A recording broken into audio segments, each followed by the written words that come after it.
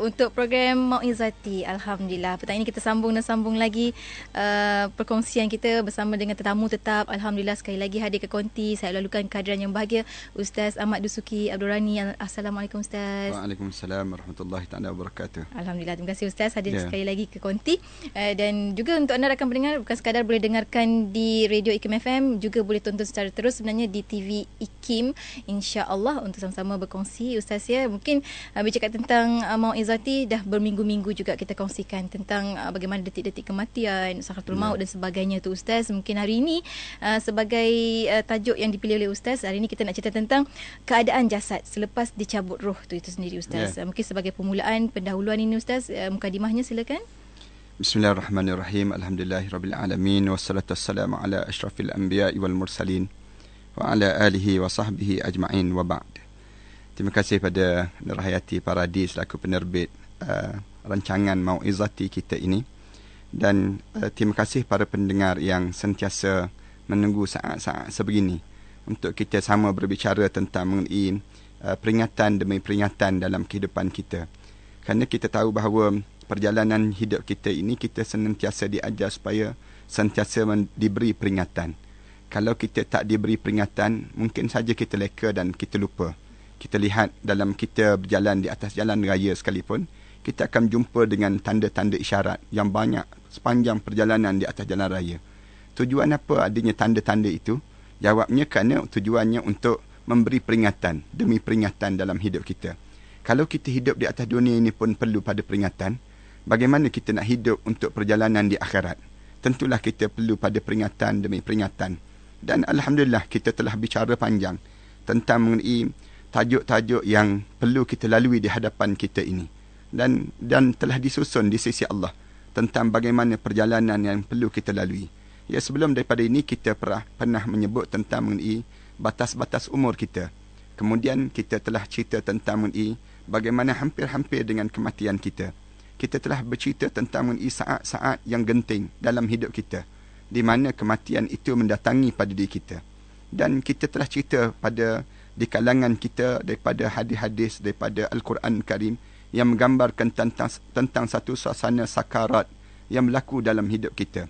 Kemudian kita telah cerita tentang mengenai bagaimana kehidupan yang kita perlu lalui saat sakarat itu. Dan kita telah lihat bagaimana yang berlaku yang dilakukan oleh para malaikat saat mana kita akan dicabut nyawa untuk kita dihadapkan di hadapan Allah. Ini di antara gambaran yang telah kita bincangkan sebelum daripada ini. Dan pada petang ini, para pendengar yang dihormati sekalian, kita bicarakan tentang mengenai setelah mana jasad kita ini sudah tercabut roh, di mana saat mana kita dah tak bernilai lagi dengan dunia. Dunia sudah tidak ada nilai lagi dalam hidup kita, dan di saat itu kita sudah betul-betul memang kita menghadap di hadapan Allah. Saat di mana kita menjadi seorang-seorang dan kita tidak ada lagi kekuatan. Harta benda kita tak menguatkan lagi kita. Kemudian yang disebut pangkat kita pun tak ada kekuatan pada diri kita. Di saat mana kita menyendiri, seorang-seorang sebegini, bagaimana keadaan diri kita, roh kita dan jasad kita di saat itu. Saat yang saya pernah sebut pada para pendengar dalam perbincangan sebelum daripada ini, di mana apabila roh kita ini dicabut daripada jasad kita, kita ditarik daripada hujung kaki kita, kemudian roh ini akan naik dan naik sampailah di halkum kita. Beruntunglah kalau sekiranya kita di kalangan orang mukmin. Kalau sekiranya kita orang mukmin, mulut kita akan sebut terus, asyhadu an la ilaha illallah wa asyhadu anna Muhammadar Rasulullah. Itu kalimah tayyibah, kalimah yang kita tak boleh nafikan dalam hidup kita. Kalau kita boleh sebut kalimah ini, Rasulullah sebut, beruntunglah kamu. Kerana Rasulullah gambarkan dalam hadis, Rasulullah sebut, man qala la ilaha illallah fi akhir umurihi dakhal jannah. Siapa yang boleh sebut la ilaha illallah di akhir kehidupan dia, aku jamin dia boleh masuk dalam syurga Allah. Bahkan Rasulullah pesan pada orang yang datang menziarahi orang yang sakit tenat, apa yang perlu kita lakukan? Salah satunya kita mengajar pada orang yang sakit tenat itu, apabila sampai saat dengan kematian padanya, kita diajar supaya sebut dan kita ulang padanya, sebutlah kalimah-kalimah tayyibah. Kalau dia boleh sebut la ilaha illallah Muhammad Rasulullah, kemudian kita diam terus. Kita diajar demikian. Tapi kalau sekiranya dia tak boleh sebut juga, kita ajar dia sebut. Sebut dan sebut. Dia sebut Allah, Allah. Di akhir kehidupan, kepada saat mana kita menghadap depan Allah, berhentilah daripada bercakap tentang urusan yang lain. Di saat mana dia boleh sebut Allah itu, beruntunglah. Bahkan kita sebut dalam pengajian yang sudah, dalam perbincangan kita yang sudah, bahawa malaikat ini mencari-cari di mana la ilaha illallah yang ada daripada jasad seseorang. Di waktu mana penghujung kehidupan kita ni, malaikat cari kat tangan kita la ilaha illallah. Cari dekat hati kita di mana adanya la ilaha illallah. Dicari dalam tubuh badan kita kat mana ada la ilaha illallah. Tiba-tiba tak ada juga, malaikat akan tepuk di bawah dagu kita. Malaikat akan tepuk di bawah dagu kita, dan di waktu mana tepuk tu akan tergetar lidah kita. Tergerak lidah kita sebut la ilaha illallah. Ataupun kita sebut Allah. Allah di hujung kehidupan kita itu, lalu terkeluarlah daripada jasad kita roh, daripada jasad kita ini sendiri. Dan beruntung kita. Tetapi na'udzubillah min zalik, kalau sekiranya di waktu mana ditarik roh kita, dikeluarkan daripada jasad kita, roh kita ini, tiba-tiba malaikat cari la ilaha illallah, kita nak sebut la ilaha illallah tak boleh. Tak boleh kita nak sebut. Orang ajar pada kita tak boleh. Kita nak sebut tak boleh juga di saat tersebut. Maka di waktu itu menjadi saat kecelakaan yang besar dalam hidup kita di saat itu. Kenapa? Kerana Allah Subhanahu Wa Taala akan sebut pada kita. Naik saja roh ini sampai di halqum kita. Bila sampai di halqum, malaikat akan sebut. Dan dibaca ayat Quran, kalla idza balagatit taraq wa qila man raq wa dhanna annahu al-firaq wal taffatis saq bis-saq. Dan malaikat di waktu itu kita kedengaran, wa qila man raq, siapa yang boleh memulangkan balik roh kamu kepada jasad kamu? Siapa yang boleh pulangkan di saat ini? Kamu hidup kamu kelam kabut kan? Kelam kabut kamu dengan urusan dunia. Kamu sibuk dengan anak pinak kamu. Kamu sibuk dengan harta benda kamu. Hari ini ada mereka boleh tolong kamu. Ada mereka boleh bantu kamu. Wa qila man raq. Siapa lagi yang boleh memulangkan balik roh kamu ini? Wal taffatis saq bis-saq. Kita pun dalam keadaan tak tahu nak buat apa dia. Tengok ke atas, terbeliak kaki, tengok melihat ke bawah dan sebagainya. Keadaan nak buat macam mana pada diri kita di saat ini. Roh kita pun terkeluar. Dan kita sebut, apabila dalam perbincangan hadis Barra' bin Azib, dia sebut bahawa apabila roh itu keluar daripada jasad, keluar saja daripada jasad, tersembuh roh ini dalam keadaan bau busuk yang amat sangat. Bau busuk ini tak ada orang yang boleh bau kecuali ada dua makhluk yang tak akan bau. Makhluk jin dan juga manusia. Yang lain semua akan berbau. Bau busuk, ya Allah, celakalah orang ni.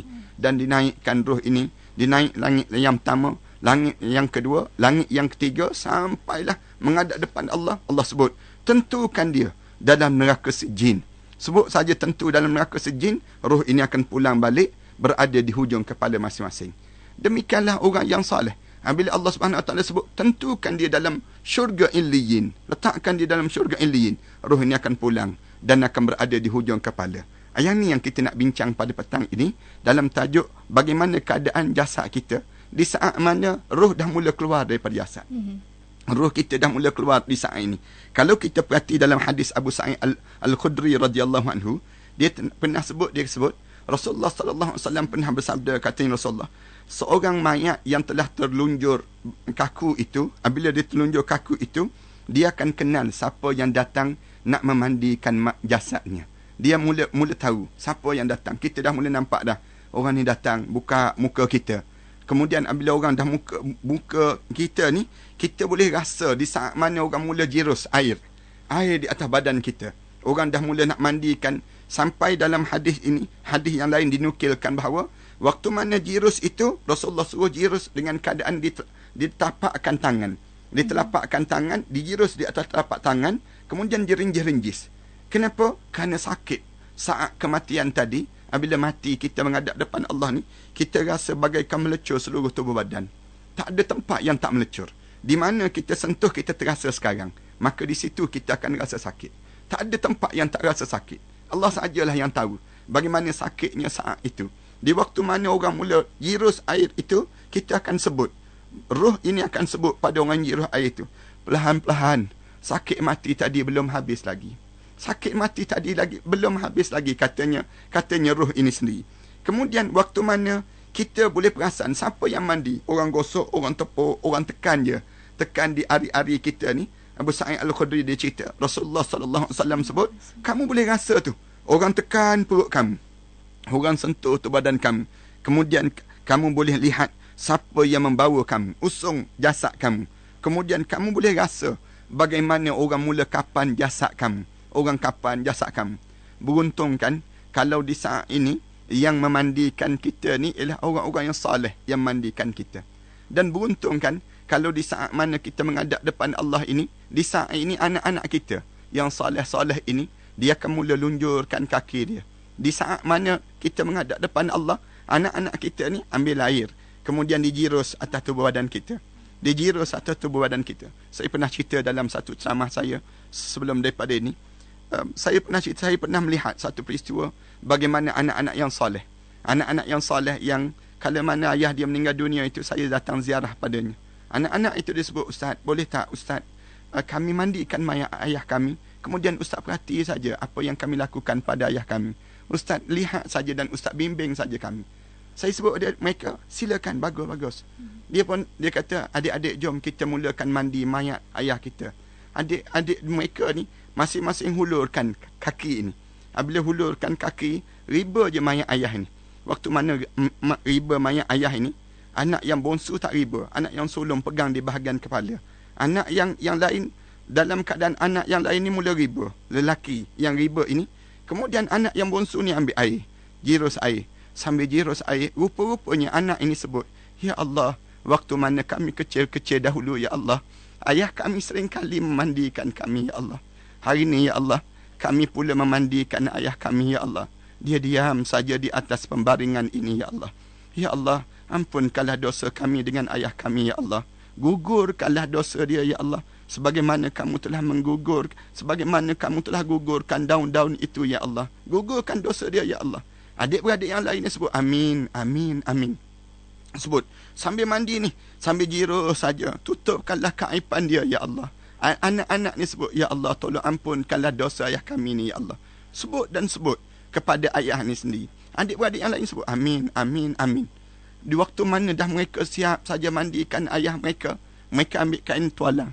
Ambil saja kain tuala, lap tubuh badan ayah mereka. Sambil lap tubuh badan ayah mereka ni, anak-anak ni, yang lain ni, sambil lap tu mereka sebut, "Ya Allah, waktu mana kami kecil-kecil dahulu, ya Allah, ayah kami sering memeluk kami dalam kesejukan pagi, ya Allah. Hari ni, ya Allah, ayah kami diam saja, ya Allah, dalam pelukan ini, ya Allah. Kami ampunkanlah dosa kami, ya Allah. Keringkanlah dosa-dosa dia, ya Allah, dengan kekeringan air yang melekat pada tubuh badan dia ni, ya Allah." Anak-anak yang lain sebut, "Amin, amin. Ya Allah, ampunkanlah dosa ayah kami, ya Allah." Untung kan kalau kita dapat demikian. Kalau kita dapat anak kita ni, anak yang sesoleh itu, siap saja diusung, dia sebut, "Ustaz, benarkan kami kapan, ya Ustaz? Benarkan kami kapan?" Anak-anak sebut tentang hadis ni bagaimana. Anak kata, "Silakan, bagus. Indahnya saat ini, kalau kalian mengkafankan mayat ayah kalian, masing-masing ambil mayat, ambil kain kafan, kemudian siapkan kain kafan ini, kemudian mula tutup kain kafan ini. Kalian tahu, sesungguhnya ibu bapa ini, mayat-mayat itu, mereka berbangga dengan kain kafan yang dipakaikan oleh sesiapa yang memakaikan untuknya. Kalaulah orang yang soleh yang pakai, mayat ini akan berbangga. Bangga bila? Bangga dalam kubur nanti. Tatkala mana berada dalam kubur nanti, mayat ini akan rasa cukup dengan penuh kebanggaan. Kerana apa dia? Kerana yang memakaikan itu. Anak-anak ni ambil kain, sambil ambil air kain tersebut, masing-masing tutup di ruang kaki ayah mereka. Sambil tutup itu, mereka sebut, "Ya Allah, waktu mana kami kecil-kecil dahulu, ya Allah, ayah kami sering kali memakai pakaian untuk kami, ya Allah. Ayah kami ini sering kali sahaja memeluk kami dalam kesejukan pagi, ya Allah.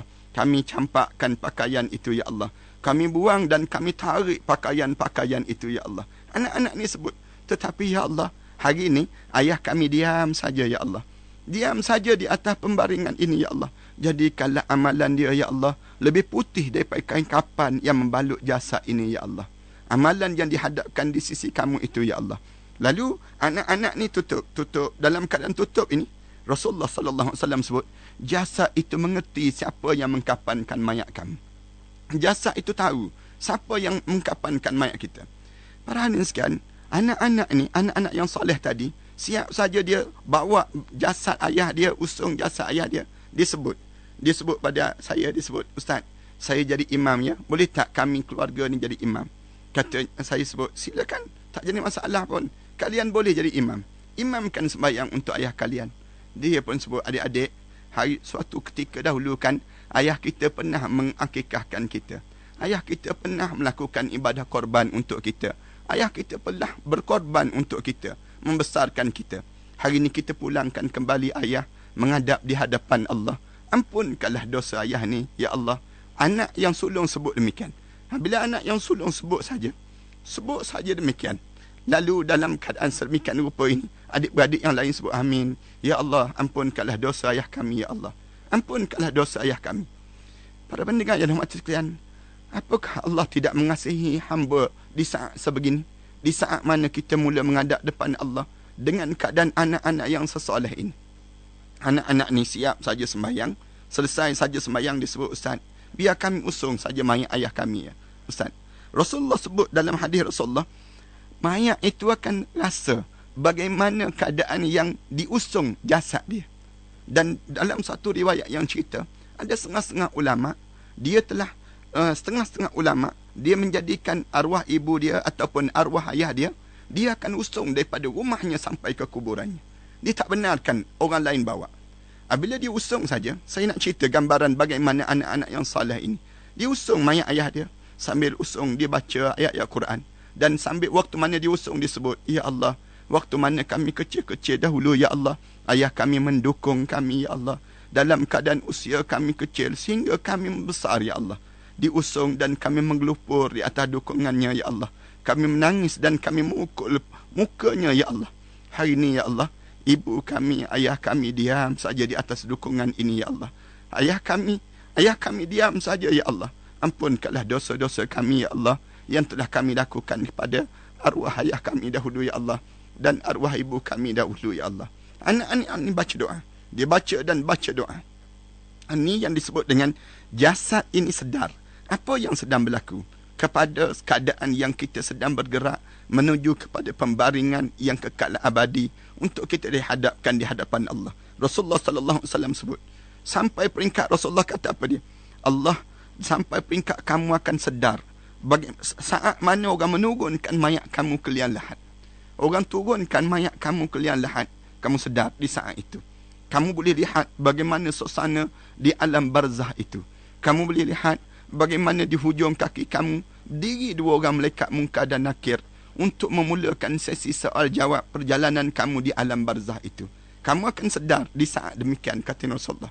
Kita ni, anak-anak tadi saya nak sebut bagaimana anak yang soleh tadi. Sampai di kubur, mereka turunkan mayat ayah mereka. Tak kala mana mereka turunkan mayat ayah mereka, mereka usung, mereka pegang, mereka riba, kemudian mereka letak dan dihadapkan ke kiblat. Waktu mana hadapkan ke kiblat, mereka buka muka ayah mereka. Mereka sebut pada Allah, ya Allah, wajah inilah yang sentiasa membesarkan kami dahulu, ya Allah. Wajah ini, ya Allah, ayah kami ini, ya Allah, sewaktu mana kami besar dahulu, ya Allah, berbagai-bagai rupa yang ditunjukkan pada kami, ya Allah. Hari ini, ya Allah, kami serahkan kembali ayah kami ini, ya Allah. Jadikanlah kubur ini di antara taman-taman syurga, ya Allah. Jangan kamu jadikan kubur ini di antara kawah-kawah neraka, ya Allah. Anak ni baca doa, sambil ambil liang lahat itu dia tutup. Dia tutup saja liang lahat ini. Waktu mana anak itu tutup liang lahat itu, dia sebut, ya Allah, waktu mana kami kecil dahulu, ya Allah, ayah kami sentiasa mengambil kelambu itu, kemudian diikatkan kelambu itu, kemudian dipeluknya kami, diciumnya dahi kami. Kemudian, ya Allah, hari ini kamu jadikanlah kubur ini, ya Allah, di antara taman-taman syurga, ya Allah. Jangan kamu jadikan kuburnya di antara kawah-kawah neraka, ya Allah. Di saat itu, anak-anak ni baca doa. Baca doa tak berhenti. Baca doa sampailah selesai saja dikebumikan mayat. Orang lain semua dah balik. Semua orang lain dah balik dah. Anak-anak tu duduk. Saya tengok saja keadaan anak ni. Mereka sama-sama baca doa. Ya Allah, kami tak akan tinggalkan kubur ini, ya Allah, kecuali kamu jadikan kubur ini, ya Allah, di antara taman-taman syurga, ya Allah. Jangan kamu jadikan kubur ini di antara kawah-kawah neraka, ya Allah. Para pendengar yang dihormati sekalian, saya nak sebut, cuba kita bayangkan saat kita nanti. Mampu tak di waktu mana kita meninggal dunia nanti, anak-anak kita akan buat sedemikian rupa juga. Keluarga kita mendapat keluarga yang saleh. Sewaktu mana kita menghadap depan Allah, kita harapkan saat ini. Kerana saat ini, kita tak perlu lagi duit yang banyak. Kita tak perlu lagi kepada jawatan yang besar. Kita tak perlu lagi kepada kedudukan yang tinggi. Tetapi yang kita pergi di waktu itu, memang betul-betul jiwa kita. Ruh kita seorang-seorang untuk kita nak bawa, untuk nak dihadapkan di hadapan Allah. Kalau mana kita nak hadap di hadapan Allah ini, kalau kita tak bersedia dengan keadaan jasad kita, bagaimana keadaan jasad kita di dunia ini, kita berteman dengan siapa, kemudian kita berkawan dengan siapa, itulah gambaran yang akan berlaku lepas pada kematian kita nanti. Waktu mana kita menghadap depan Allah nanti, kita boleh lihat siapa yang soleh yang datang menziarahi mayat kita, siapa yang baik yang akan datang duduk di sebelah hujung kepala kita, yang akan baca doa untuk diri kita. Al-Quran itu akan diperdengar tak oleh anak-anak kita. Jangan-jangan waktu mana kita meninggal dunia, anak kita memeluk tubuh saja. Peluk saja tubuh. Tak mampu nak buat apa-apa. Tak berani pun nak jamah tubuh badan kita. Tak berani pun, tak ada pun perasaan nak angkat tangan berdoa untuk diri kita. Kenapa? Jawabnya kerana kita tak ada dan kita tak bersiap untuk nak mengenal orang-orang yang ada di sekeliling kita sewaktu mana kita hidup lepas pada kematian kita nanti. Wallahualam. Masya Allah, Alhamdulillah. Tu kata orang beruntung mempunyai anak yang soleh. Tapi lebih beruntung lagi jika ada ibu bapa yang soleh, sebab dia akan mewariskan kesolehan tersebut, Ustaz. Ya. Dan itu baru sedikit. Nanti kita akan sambung lagi. Bagi anda rakan pendengar yang ada sebarang pertanyaan, persoalan, boleh hubung kami di talian di 03-6205-1500 di Facebook ikim.fm, di SMS takkan ikim, jelaskan persoalan anda hantar ke 39111. Bercakap terus bersama dengan yang bahagia Ustaz Ahmad Dusuki di Konti untuk Mau'izati. Kita akan berhenti rehat seketika. Bagi anda jangan ke mana-mana, teruskan bersama kami di Destinasi Ikim FM untuk Mau'izati hanya di IKIM FM, pilihan utama anda. Alhamdulillah, terus bersiaran untuk Mau'izati petang hari Khamis ini, sama-sama nak berkongsi ilmu bersama dengan yang bahagia Ustaz Ahmad Dusuki Abdul Rani di Konti. Alhamdulillah, bagi anda yang ada pertanyaan boleh hubung kami di talian sekarang di 03-6205-1500. Ustaz, bila menyentuh tentang soalan tajuk ini Ustaz, ada rakan kita di Facebook daripada Hidayah Abu Bakar bertanya, Ustaz, kenapa dapat kita lihat setengah jenazah tu meninggal dalam keadaan tersenyum, sedangkan kalau kita dengar tadi apa yang Ustaz ceritakan, kematian itu sangat sakit, Ustaz. Mungkin ada pencerahan daripada Ustaz. Ya, betul. Kalau kita perhati kepada, ada setengah-setengah jenazah yang dijadikan senyum. Di saat mana dia sudah melihat tempatnya berada dalam syurga Allah. Dan biasanya demikian. Kerana waktu mana orang mukmin ini, kalau mana dia meninggal dunia dan dia tunjukkan tempatnya dalam syurga Allah, dia rasa cukup redha dengan apa yang berlaku sepanjang dia hidup di dunia. Kerana hidup di dunia ini semuanya bebanan dan tekanan. Dalam yang disebut dalam hadis Rasulullah, hammi wal hazan. Hammi wal hazan ni kita sebut dalam doa kita. Allahumma inni a'udzubika minal hammi wal hazan. Ya Allah, jauhkanlah aku daripada bebanan, tekanan hidup dan juga duka cita dalam hidup aku, ya Allah. Dalam keadaan sebegini, banyak benda yang menduka cita hidup. Hidup kita ni tak sama. Tak sama. Kita jangka lain dan kita berlaku lain. Nur Hayati misal contoh, Nur Hayati kahwin. Waktu mana kahwin, kita jangka suami kita ni sesoleh-soleh manusia. Kita jangka demikian. Tetapi apabila kita kahwin, kita tak dapati demikian. Kita tak sama dengan yang kita impikan. Jarang sangat di kalangan kita. Boleh jadi dia drop daripada 100% menjadi 50% lepas pada itu. Maknanya kita berlaku hammi wal hazan. Kita bekerja, kita jangka tempat ini, tempat yang kita kerja, kita rasa seronok. Tapi apabila kita datang saja, kita buat kerja je, menjadi bebanan dan tekanan dalam hidup kita. Dan tekanan dan bebanan ini, kita jangan rasa risau. Kita jangan rasa sedih. Bahkan dalam hidup kita ni, kita kena rasa, Alhamdulillah, inilah peluang yang Allah bagi pahala dalam hidup kita. Kalau mana orang caci maki kita, orang kata pada kita, kita boleh bersabar dan kita bertahan. Lalu bila kita akan tersenyum indah? Bila kita menghadap di hadapan Rabbul Jalil. Kita menghadap depan Allah saja, kita rasa redha dengan apa yang berlaku dalam hidup kita. Ini kebanyakan yang berlaku pada orang yang soleh. Lalu Allah jadikan wajahnya indah dan Allah jadikan pada dia nampak tempat dia di mana yang akan diletakkan pada diri dia waktu mana dia menghadap di hadapan Allah nanti. Doalah mudah-mudahan kita jadi sedemikian merupa. Amin, insya-Allah. Dan kita raikan pemanggil di talian, pemanggil pertama kita dari Ipoh, Encik Syamsul. Silakan Encik Syamsul. Saya baru saja mendengar IKFM ni, tapi saya ingat berkaitan dengan anak dan juga anak soleh yang memberi kebaikan kepada ibu dan ayahnya di akhirat dan juga di alam kubur. Cuma saya, Assalamualaikum Ustaz, saya nak tanya soalan je lah. Ibu saya dah meninggal lah. Tapi sebelum dia meninggal tu maknanya dia dah sakit kanser. Jadi adakah sebab saya pernah lah macam terkeluar perkataan yang tak baik pada dia lah. Mungkin dia, tapi sebelum dia meninggal tu saya ada minta maaf dengan dia. Ya. Dan sampai sekarang ni walaupun dia dah meninggal, tapi saya rasa macam jangan saya risau, takut saya Allah terima. tak dapat menjadi anak yang soleh. Jadi adakah Allah akan membantu saya ya Ustaz? Ya. Minta tolong pencerahan dari itulah. Kalau kita pernah menyinggung hati mak ayah kita, maka kita diajar supaya jangan sekali-kali kitanya berhenti daripada minta maaf kepadanya waktu mana dia hidup. Kalaulah dia sudah meninggal dunia, kita pernah buat satu benda yang salah pada dia, doakan kebaikan untuknya di sana. Maknanya sekarang ni kalau kita doa, insya-Allah doa kita ni akan diterima di sisi Allah. Berlaku satu zaman disebut dalam kitab Tanbihul Ghafilin. Bila seorang hamba Allah yang dia telah tertidur di sebuah perkuburan, dan diperlihatkan yang satu kubur itu kubur yang malap sangat kubur itu. Lalu orang soleh tersebut bila dia terjaga saja, dia balik daripada itu, dia pun tertanya-tanya kenapa kubur itu menjadi malap. Kemudian keesokan hari dia pergi lagi ke kubur tersebut. Dia tertidur lagi di kubur itu. Dia rasa malap sangat. Dia tengok, lalu dia tanya, siapa kamu, di mana kamu dan sebagainya. Lalu dia pun diberitahu keadaan diri dia dan sebagainya. Lalu bila diberitahu saja, orang soleh ni balik saja, dia cari keluarga itu, dapati orang itu ada 3 orang anak perempuan. 3 orang anak perempuan ini diberitahu keadaan bapanya. Bagaimana keadaan bapanya yang dia mimpi ini? Bila dia mimpi saja, dia sebut anak-anak ini perlu berbuat sesuatu pada bapa ini. Perlu berbuat sesuatu. Tajuk ini sepatutnya kita bincang akan datang nanti. Tetapi oleh kerana ditanya oleh sahabat kita daripada Ipoh tadi, saya nak jawab terus. Mengenai bila disebut saja begitu, anak-anak perempuan ini terus berdoa. Doa dan berdoa pada Allah, berbuat soleh. Dalam doa mereka kata, ya Allah, janganlah kamu cabut nyawa kami ini, sehingga kan kamu letakkan ayah kami ini berada dalam syurga Allah. Dia baca doa.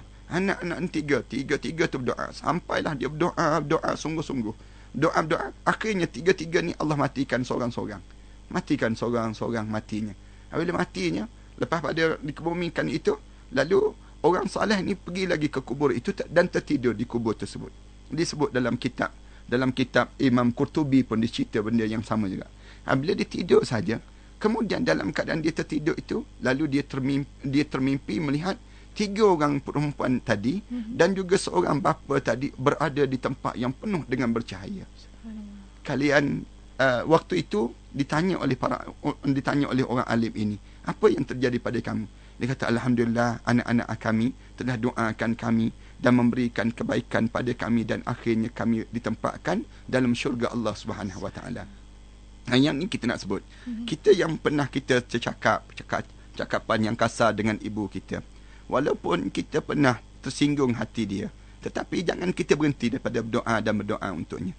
Doa anak yang soleh ini Allah tidak akan tolak. Kan dalam hadis Rasulullah sebut, waladin salih yad'uhu lah, anak yang soleh yang mendoakan kepada kamu. Doalah, jangan berhenti. Ya. Dia soleh, kemudian doa untuknya, insya-Allah. Dan kita nak ikan lagi pemanggil kita di talian dari TTDI, Encik Zaini. Silakan Encik Zaini. Assalamualaikum yang berbahagia Ustaz. Waalaikumsalam. Saya nak tanya ni tentang bila saudara kita ataupun kaum keluarga terdekat kita meninggal, kita menangis, kita berduka. Tetapi ada orang yang tegur kita, termasuklah Ustaz. Dia kata jangan menangis, sebab menangis ni tak baik. Tapi bila kita tengok dalam Quran tu sendiri, Nabi Yaqub alaihissalam bila kehilangan anaknya yang dikatakan telah dibunuh, iaitu Nabi Yusuf alaihissalam, Nabi Yaqub menangis sampai buta matanya. Jadi bagaimana kita tengok kisah dalam Quran ni, Nabi sendiri menangis kerana kehilangan anaknya sampai matanya buta. Tapi bila kita pula nak menangisi pemergian ibu dan ayah kita, orang tegur tak boleh pula. Jadi mohon pencerahan daripada yang berbahagia Ustaz. Assalamualaikum. Sebenarnya kalau kita sebut saja keadaan yang sebegini, bukannya dimaksudkan itu menangis yang dilarang. Tetapi yang dilarang ialah meratap. Meratap ni berbeza dengan menangis. Meratap ni maksudnya meraung. Kita tak boleh terima qada dan qadar. Itu yang dimaksudkan yang dilarang dalam agama. Bahkan orang Arab ini, kebanyakan orang Arab waktu mana berlakunya kematian pada anak dia, orang Arab jahiliah, Kebanyakan mereka ambil tanah, mereka pukul muka mereka dengan tanah tadi. Ataupun mereka sembam-sembamkan wajah mereka ke tanah. Seolah-olah mereka tak boleh terima. Berlaku zaman Rasulullah sallallahu alaihi wasallam. Bila ada seorang perempuan yang dia menangis di kubur itu. Dia menangis kuat dalam keadaan yang bukan dia menangis biasa, dia meratap. Lalu Rasulullah datang saja kepada kubur itu. Rasulullah sebut, "Ya ummah, isbirillaha wattaqi." Wahai ibu, sabarlah dan bertakwalah pada Allah. Perempuan itu dia tak kenal Rasulullah. Dia pandang terus muka Rasulullah. Lalu dia kata apa dia? "Ilaika anni, innaka lam tusab bi musibati." Kamu siapa dengan aku? Kamu tak kenal, tak apalah kamu sebut pada aku, kamu jangan menangis. Tetapi kamu siapa yang kamu beria sangat? Dia marah pada Rasulullah. Pergi jauh, pergi. Rasulullah dengar orang halau pergi jauh. Rasulullah pun pergi jauh terus. Bila Rasulullah pergi jauh sikit daripada orang tersebut, lalu datang sahabat yang lain. Sahabat yang lain ni datang, dia bagi tahu pada ibu tersebut. Dia kata, ibu kenal tak siapa yang tegur ibu tadi? Katanya ibu tersebut, peduli apa aku? Dalam bahasa orang muda kita kata apa dia? Ada aku kisah, senangnya. Bahasa orang muda kita sekarang ni. Tetapi katanya sahabat tadi, dia kata tak. Yang tegur ibu tadi Rasulullah. Dia dengar Rasulullah, terkejut dia. Allah, dia kata, aku tak tahu itu Rasulullah. Aku tak kenal itu Rasulullah. Ramai kan orang tak kenal kita. Bila tak kenal, bukan zaman kita je, zaman Rasulullah pun orang tak kenal Rasulullah. Dia Muslim tapi dia tak kenal Rasulullah. Dalam keadaan demikian, dia sebut, tunjukkan aku di mana rumah Rasulullah. Tunjukkan aku di mana rumah Rasulullah. Lalu sahabat tunjuk rumah Rasulullah. Dia pun datang. Dalam kitab Riyadhus Salihin, dia cerita tentang hadis ni. Bila dia datang saja, falam yajidhu bawabin. Sampai di rumah Rasulullah, dia dapati rumah Rasulullah tak ada pengawal pun. Tak ada pun orang yang jaga rumah Rasulullah. Dia pun ketuk pintu, dia bagi salam, Rasulullah buka pintu saja. Rasulullah sallallahu alaihi wasallam tengok je wajah dia, dia nak sebut ada Rasulullah tentang yang dia tadi, yang dia rasa galat kerana dia tegur terlepas cakap tadi. Lalu dalam keadaan demikian Rasulullah kata Rasulullah, innamas sabru indas sadamatil ula. Sabar itu waktu mana mula-mula kamu kena, kata Rasulullah. Kamu kena je, kamu kena bertahan, sabar. Maksud sabar tu adakah kita tidak menangis? Tak. Sebenarnya sabar ini bukan sampai kita tak menangis. Kita menangis tetapi kita boleh kawal. Dalam keadaan kita boleh kawal. Ini yang dimaksudkan agama. Rasulullah sallallahu alaihi wasallam, waktu mana wafatnya Ibrahim, yang kesayangan Rasulullah di atas ribaannya, Rasulullah sallallahu alaihi wasallam mengalir mata. Rasulullah keluar saja. Lalu Rasulullah sallallahu alaihi wasallam keluar tu, Rasulullah mengalir mata. Sahabat-sahabat datang, tegur Rasulullah. Apa yang berlaku ini ya Rasulullah? Sedangkan kamu ajar pada kami supaya sabar. Tiba-tiba kenapa kamu tak sabar ya Rasulullah? Rasulullah kata, tak, ini air mata rahmat Allah. Tanda kasih sayang yang berlaku dalam hidup ini. Ya, kita ada kasih sayang kita. Kita dengan ayah kita, kita dengan ibu kita. Tentu kita ada sesuatu yang menghubungkan kita di antara dia. Kita ada momen-momen yang indah. Kenangan-kenangan yang cantik. Kita dengan ibu kita. Dalam belayan kasih sayang dia. Dalam kita membesar bersama dengan dia. Di saat mana kita dalam keadaan yang tangisan kita di atas bahunya itu. Semuanya kenangan-kenangan indah kita dengan ibu kita. Kenangan indah ini, di saat mana dia ditiadakan oleh Allah, tentu saja mengalir air mata, tanda kasih sayang kita. Kasih sayang yang mengalir itu bukan ratapan. Jangan sampai peringkat kita pukul-pukul muka kita sampai kita tak terima qada dan qadar Allah. Wallahu a'lam. Alhamdulillah. Dan kita nak naikkan lagi rekan kita di Facebook daripada Lisa Jiksoy nama dia. Dia kata, Ustaz, tadi Ustaz ceritakan di awal tadi tentang bagaimana anak-anak soleh ini melakukan terhadap ayah mereka. Tapi bagaimana pula Ustaz kalau yang ditinggalkan tu adalah anak-anak perempuan? Bolehkah turun uruskan jenazah ayah ataupun sebaliknya Ustaz, bagaimana? Ya, anak-anak perempuan Allah kurniakan pada mereka doa-doa yang kuat yang datang daripada doa-doa anak perempuan. Dan walaupun dia tidak boleh mengurus sampai ke dalam liang lahat, tetapi dia berhak untuk mendapatkan pasangan hidup yang membantu padanya untuk menguruskan ayah-ayahnya. Ini di antara benda yang boleh dilakukan. Kalau dia tak boleh juga, dia boleh cari teman-teman ataupun maksudnya apa dia, bapa saudara yang boleh membantu untuk menguruskan perjalanan arwah ayah ni. Buat macam mana? Panggil bapa, pakcik, kami belum kahwin lagi, misal contohnya. Pakcik, boleh tak pakcik buat macam ni? Boleh tak pakcik buat macam ni? Panggil orang yang mahram dengan kita ini, mereka tu boleh untuk kita hanya minta tolong pada diri dia. Kita minta supaya dalam masa yang sama dengan dia, kita minta bagaimana cara nak mandikan mayat. Kita ajar pada pakcik kita ni, pakcik buat macam ni, pakcik buat macam ni. Kemudian waktu mana nak pakaikan pakaian, kita boleh pakaikan. Kita boleh pakaikan pakaian kain kapan tadi, anak-anak perempuan lipat elok-elok. Kemudian simpul betul-betul tali tadi. Kemudian ikat kemas-kemas. Biar nampak kemas kain kapan tadi. Kerana arwah ayah ini akan berbangga dengan kain kapan yang dipakaikan oleh anak-anak yang soleh. Ini dalam perbincangan kita akan datang, kita akan sebut bagaimana peranan kain kapan yang dilipat dengan elok, dikemaskan kain kapan tadi akan menjadi kebanggaan ke dalam kubur nanti. Ini perbincangan panjang dalam bab tersebut. Masya Allah, insya Allah. Dan dapat kita sampai penghujung-hujung juga ni Ustaz boleh cakap tentang bagaimana suatu jasad ini setelah dicabut rohnya, itu tajuk kita. Tapi saya rasa kita akan ada sambungan lagi untuk minggu hadapan insya-Allah. Cuma di hujung ni Ustaz sedikit kesimpulan daripada Ustaz untuk sama-sama kita tinggalkan. Dalam tajuk ini sebenarnya para pendengar yang hormati sekalian, tajuk ini tajuk yang cukup besar. Betul. Di antara saat yang sebenarnya lepas pada roh kita tercabut daripada jasad kita.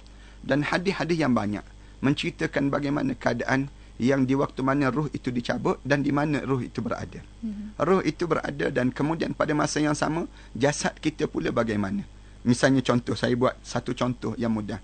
Dalam hadis yang diriwayatkan oleh Amr bin Abi Dinar daripada Ibnu Ubaid ad-Dunya, dia sebut tak ada seorang pun yang meninggal dunia melainkan dia mengetahui apa yang terjadi pada keluarganya. Kalau kita meninggal dunia, kita boleh nampak anak kita buat apa sekarang. Anak kita ni dia lakukan apa dia. Isteri kita sedang buat apa dia. Kita nampak semua kelam kabutnya orang ataupun orang yang bagaimana. Kita tahu orang datang sembahyang, orang datang baca Quran, kita nampak orang datang baca doa, kita nampak jumlah-jumlah yang ramai yang datang dan sebagainya. Kita nampak semua keadaan keluarga setelah kematian itu. Kata Rasulullah, mereka mandi dan mengkapani sementara kita melihat keadaan bagaimana mereka mengkapan dan mereka melakukan yang disebut dengan sembahyang dan penguburan jenazah kita ke dalam kubur. Hadis-hadis ni banyak yang cerita benda demikian, menunjukkan bagaimana walaupun roh kita sudah keluar, tetapi jasad kita itu masih lagi boleh melihat suasana yang berlaku di saat mana berlakunya kematian pada diri kita. Cuma bertakwa pada Allah dalam urusan ini. Bimbang-bimbang saat mana roh kita tercabut, tiba-tiba kita ni tidak bersedia melihat keadaan-keadaan yang lebih teruk daripada ini. Itu yang kita kena jaga-jaga pada diri kita. Wallahu a'lam. Masya-Allah, terima kasih banyak Ustaz. Kita kena lihat siapa orang di sekeliling kita Ustaz yang kita dapat rasa dah sebenarnya siapa yang akan bersama dengan kita, mendampingi kita nanti insya-Allah Ustaz ya. Terima kasih banyak Ustaz atas peringatan-peringatan dan juga muhasabah diri yang diberikan untuk petang Khamis ini sebagai bekalan untuk terus beramal soleh insya-Allah. Terima kasih banyak Ustaz. Sampai kita bertemu lagi minggu hadapan. Assalamualaikum. Waalaikumsalam warahmatullahi.